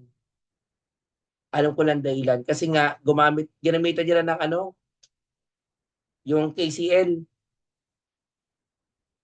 Ito, introduce ko sa inyo ha. Automatic na tong ano, gumagamit ng KCL. Ang Kirchhoff's current law, tinatawag. Oo. Gumamit siya ng Kirchhoff's current law. So, introduce ko na nga ito. Although hindi ko pa to topic eh. Pero nakita ko na kasi na yun ang ginamit niya. Kaya para 210. Alam ko na kung bakit 210 ang lumalabas. Kasi gumamit to ng Kirchhoff's current law. Automatic siya ng KCL. O ano ba yung KCL? Ito ang prinsipyo niyan. May node ka dyan. Okay. Meron kang ano, yung I1 mo papasok. Pag entering the node, positive. Pag palabas, yung current mo, kasi I2, palabas yan ay negative. Papalabas kapag papalabas to, ibig sabihin negative to. Basta leaving the node is negative. So dito, paano nangyari yan? Ganito kasi ang guys, no? Etong point 3 mo, papasok yan dito. Tapos ito, kumbaga sa ano, papalabas parehas. Yung point 6, papalabas ito, papalabas din to. So tama yung ano natin talaga. So, ang nangyari, dahil papalabas parehas, ganito mangyayari dyan. O paano ko makukuha yung ano, di ba, point 3 o minus 0.15 minus 0.06. O, so anong lalabas na resulta dyan? Alam naman natin itong 0.3 is 300 milliampere. Okay. Ngayon, pag may minus ko to, kung kumbaga sa ano, kung titignan mo to mabuti, etong 0.15, ay what? This is the 150 milliampere. Pag iniquit ko to sa kabila, pag iniquit ko to sa kabila, so magiging ano to, magiging, kumbaga sa ano, kung ito ay minus, magiging plus. Diba? Magiging plus yan eh. So magiging plus to pag iniquit ko sa kabila. So 150 plus 60 is what? 210. Ayun yung 210 milliampere. Yun yung nababasa niya. Kaya kapag kinuha mo yung total niyan, kinuha mo 300 minus 150 minus 60, meron ka ma-measure pang 90 kasi 300 minus 210 is 90 milliampere. So, ibig sabihin, ang nasusukat mo dito is 210, dito is 90. Dito ay 60. Nakuha guys, yun yung KCL. So, yung 150 plus 60, yun yung ano, kumbaga sa ano, yan yung tinatawag natin na current dito using the Kirchhoff's current. Ayun, alam ko na kung bakit hindi nagtutugma. Dumiretsa siya kagad ng KCL. No? So 200 pinag-add niya na yung nakukuha dito na supposedly dapat yan ay 150 milliampere lang, yung isa ay 60. Pero anyway, okay lang din naman. No? O, nakuha guys, pakisabi nga kung nakuha siya. Kung meron kayong tanong regarding that. Yes, may question kayo?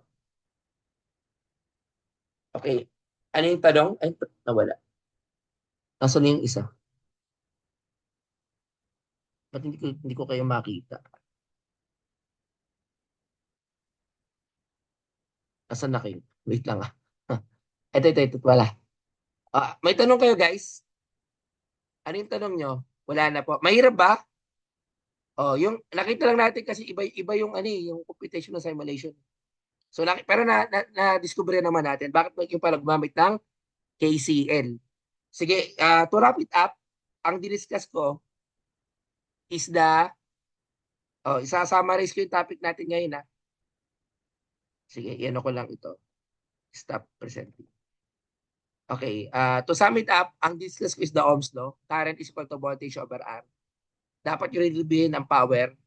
Meron tayong series and parallel circuit. Kapag series, connected together yung kanyang on each other yung mga component. Kapag parallel, nakikita niyo naman nakaparallel yung mga voltahe. Example yung mga ilaw. Now, sa pag-measure ng kuryente dapat in series, sa pag-measure ng voltahe dapat in parallel. So kanina may dalawang inintroduce ako na although hindi ko pa dapat matapik, yung tinatawag na KVL at KCL. Yung KVL is the Kirchhoff's voltage law. Ang ibig sabihin ng Kirchhoff's voltage law is what? Ang Kirchhoff's voltage law, yun yung summation ng mga individual voltages equivalent to zero. Kung saan lalabas yung arrow mo, yun yung magiging sign mo. Anyway, I will be discussing. Yung KCL naman, kung saan papasok ang current, positive, pagpapalabas, negative. Kung bakit ganun ang lumabas sa ating tinatawag na Tinkercad, kasi the reason kung bakit ganun lang lumabas is what? Dahil kinuha niya na yung KCL. No? Ang KCL nakita papalabas. So ibig sabihin, 210 milliampere yung papalabas. Yung papasok is what? 210 milliampere. Pero yung papasok, kung di ako nagkakamali, is 90 milliampere ang papasok. Kaya pag inad mo lahat yun, 300 milliampere. Diba? Or something like related to 3.3 ampere or 300 milliampere. No? Okay, may tanong kayo guys. Did you get it? Paki-thumbs up. Ano yung mga tanong? Mahirap ba? Okay, ito yung question ko sa inyo guys. Sa ano ba? Ano mas preferred nyo sa Tinkercad na activity 1 ninyo? Group or individual? You can write in the chat box. Kaya ba pag individual? Group? Kasi nga may mga constraints, may problema. Yung laptop nga natin, no? Medyo kailangan mataas. Sige. Okay na ba sa inyo by 5? Kung ano yung grupo niyo sa lab, yun na rin ang grupo niyo sa simulation. Di ba may mga grupo kayo dito? Okay, grupo muna. Sige, meron na ba kayong mga group? Sige, wala pa. Anong preferred nyo? Ako na magpipili sa inyo o kayo pipili? Kasi pag ako ang pipili, by alphabetical ko kayo i-arrange. Pero pag kayo bala mamili. Kayo na. Ilan nga ba yung nasabi ko last time? 6 members per group. 5 to 6 members per group. So, if ever, sige ganito, kayo na muna pumili sa group.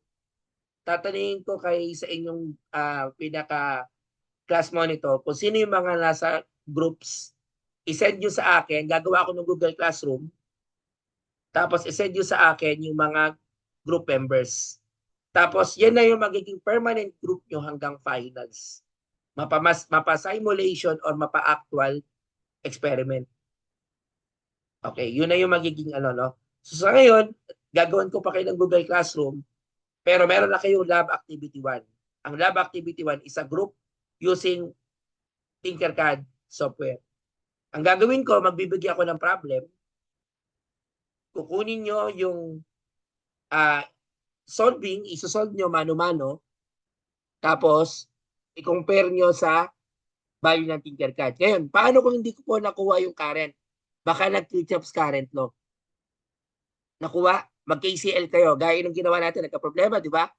Hindi ko makita bakit yung pala, i-automatic niya ng KCL niya na. Nakuha nyo ba, guys? Pakithumbs up kung nakuha. So, ganun yung gagawin nyo. Halimbawa, ang mahirap lang kasi dito yung sa parallel.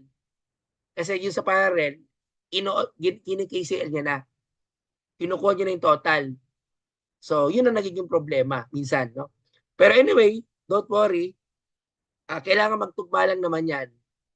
Yung actual computation na sinod nyo sa papel at yung pinaka, ano nyo, no? Okay, nagkita-kita na ba kayo ng personal o hindi pa? Not yet. Nakita na ba kayo ng personal? Hindi pa. Kasi ano pa lang kayo, hindi pa tayo nag-on-site. Kasi nga, yung school natin ay may accreditation. So if ever, next week baka magkita-kita na kayo personal. Pero sa akin kasi baka second week na tayo magkita, no? Baka next week gawin nating activity day yon, hindi ko muna kayo papasukin.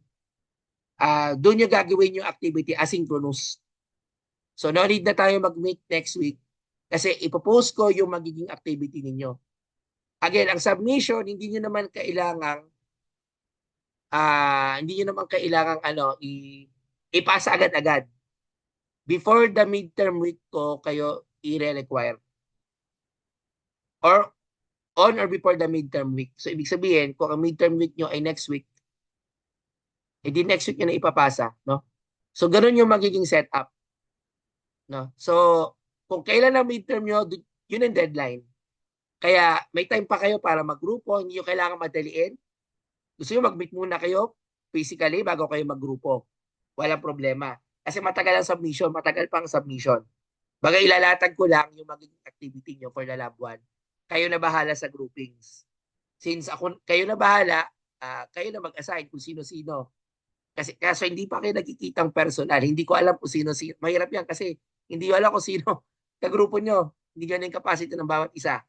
Pero sa umpisa lang naman yan, no? Magkaka-get along din kayo sa isa't isa. Magkaka-getting to know kayo. Oo. Para hindi kayo mahirapan, no? Siguro I suggest magkita muna kayong personal bago kayo maggrupo. Oo. So hindi naman kailangan madali na ipasa ka agad. Matagal pa ang submission. Pero ilalatag ko na yung activity. Ngayon pag nakita nyo, sige tayo-tayo na lang. Magkagrupo. Oo. So ganoon ang gagawin ninyo. So siguro next week, papasok na ba kayo next week sa ibang subject nyo? O hindi pa? Pinapapasok na ba kayo sa ibang subject nyo? Not yet. Parang hindi pa rin ata. Ewan ko kung pinapasok na kayo. Sa math ninyo, sa chemistry nyo, pinapasok na ba kayo? O hindi pa? Baka second week pa yan. Second week pa. No? Kasi may accreditation pa. Nag-accreditation pa kasi. Hindi pa daw pinapapasok ang estudyante pag accreditation. So sa akin, next week, wala muna kayong meeting kasi gagawin nyo siya. Pwede na kayo maggawa, no? Pag-allotted siya for activity. Ipopost ko na yung activity. Pero hindi pa naman kailangan i-submit. Ayun, wala pa nga nag-response. Ako pa lang ba nagtuturo sa inyo? Ako pa lang ba or meron na? Ako pa lang. Okay lang yan. Kasi gusto ko na magturo. Alam nyo kung bakit? Marami tayo di-discuss. Gusto ko nga mag-Arduino kayo sa dulo. Mag-Arduino kayo, yan ang pinaka-final nyo. Pagdating nyo ng electronics, basic na sa inyo yan. Yung mga, mahihirapan na lang kayo sa theoretical. Pero pagdating sa actual, wala na kayong problemahin. Kasi sanay na kayo maggumawa ng power supply kahit pa paano. Hindi man ma-perfect, pero at least nakababasa na kayo ng diagram. So, hindi nyo na problemahin. Hindi na problema kung sino man yung teacher nyo sa Electronics 1. Hindi na problema ang teacher nyo kung sino man yung teacher nyo sa Digital Electronics 1. Kasi marunong na kayo. Lahat gagawin, ayan, lahat. Kaya mabilis yung ating pacing, no? Sige. So, I think na discuss ko rin importante. Ang susunod na topic natin, physically, no? Magdi-discuss ako siguro sa inyo. Gagawin natin actual yung resistor. At magsisimula na ako mag-discuss ng diode. Diode na agad, no? Diode and transistor. Basic ng diode, basic ng transistor. Pero yung gagawin nyo doon sa physical is gagawin nyo yung series and parallel. Yun yung magiging lab 2 ninyo. Yun yung actual na gagawin ninyo na sinimulate ninyo. O, yun yung lab 2 nyo, yung actual. The lab 3 nyo is diode na. And yung mga ano na yan, yung half-wave rectifier, ayan, tapos yung lab 4, yun yung transistor naman. Lab 5, papasok na tayo ng FAT, PET. Lab 6, digital electronics, yung may mga AND gate or gate. Tapos 7, yung may 7-segment display. Yun na yun, di ba? Tuloy-tuloy na yan. Hanggang sa nakagagawa na kayo ng mga ano. Tapos, bukod pa yung na magpapahinang pa ako sa inyo, meron pa kayong ihinangin. O, magdi-discuss pa ako sa inyo paano ba maghinang, paano ba marunong na kayo sa breadboard eh. Kasi 'di ba nakita niyo no kung paano mag-connect sa breadboard, yung paghihinang na lang, yung tama. Kasi maghihinang din kayo sa laboratory ninyo. Gusto ko doon kayo maghinang sa meeting natin. Para nakikita ko kayo, no? Yung dapat yung luto na hinang, no? May isang meeting tayo allotted para diyan, puro hinang lang ang gagawin. Okay? May tanong pa ba kayo, guys? Any question? May tanong pa ba kayo? Yes, Mr. Aljon Dizon.